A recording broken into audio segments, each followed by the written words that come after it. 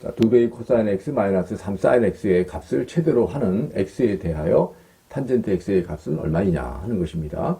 코사인하고 사인 두 개가 있고 그거를 최대 값을 따지려면은 합성을 하는 것이 제일 쉬운 방법이죠. 그래서 사인으로 합성하는 방법이 있고 코사인으로 합성하는 방법이 있는데 두 가지 중에 하나만 분명하게 알고 있으면 됩니다. 사인으로 합성을 하려면 사인을 먼저 써주시고 코사인을 뒤에 써주시고요. 요거의 제곱 더하기 요거의 제곱을 해줍니다. 루트 씌우고요. 피타고라스 정리하고 비슷하죠. 그리고 사인 합성이니까 사인. 기본 각도가 x니까 x. 그리고 무조건 플러스 알파를 쓰세요. 뭐 마이너스 알파 같은 거 없습니다. 무조건 플러스 알파예요. 자, 그럼 이렇게 되죠. 그리고 이 알파는 그럼 어떻게 찾느냐 하는 것은 이렇게 찾으면 좋습니다.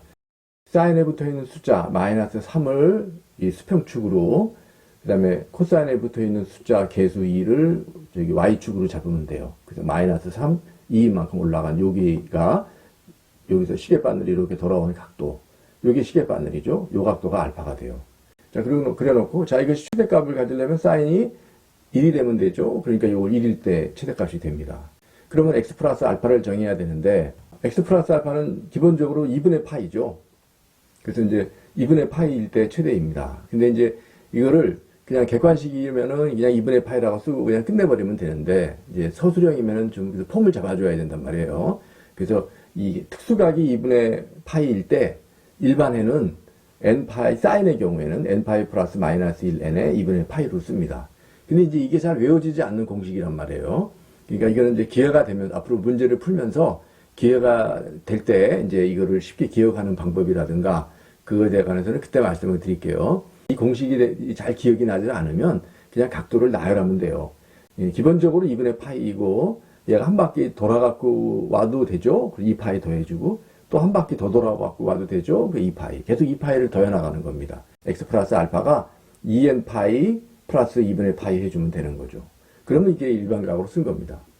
자, 그리고 이제 탄젠트 x를 구해야 되니까는 x를 구해야죠. 알파가 넘어와야 됩니다. 그래서 2n 파이 플러스 2분의 파이로 해준 것에서 마이너스 알파가 되는 것이고, 탄젠트 x를 구하죠. 그러면 탄젠트 x 대신에 얘를 씁니다. 근데 2n 파이는 2파씩 뺑뺑이 도는 거기 때문에 결국 마찬가지예요. 그래서 탄젠트 2분의 파이 마이너스 알파고, 여기가 2분의 파이의 홀수배면은 탄젠트는 코탄젠트로 바뀌죠.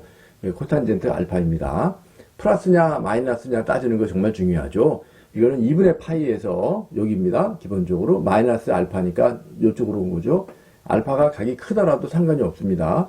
90도 이하의 예각이라고 생각하시면 돼요. 그래서 2분의 파이까지 와서 각도를 조금 빼주면 1사분면에 오게 되죠. 이것이. 그러면 플러스니까 코탄젠트도 그냥 코탄젠트 알파로 쓰면 됩니다. 플러스니까요. 자, 근데 코탄젠트는 탄젠트 알파분의 1의 역수니까 탄젠트 알파를 계산하죠. 아까 우리가 알파를 계산할 때 요거 마이너스 3, 2를 이렇게 표시해 놓은 것이 효과가 지금 나옵니다. 요 알파에 대한 탄젠트 값이니까 마이너스 3분의 2, 그것의 역수니까 마이너스 2분의 3이다. 이겁니다.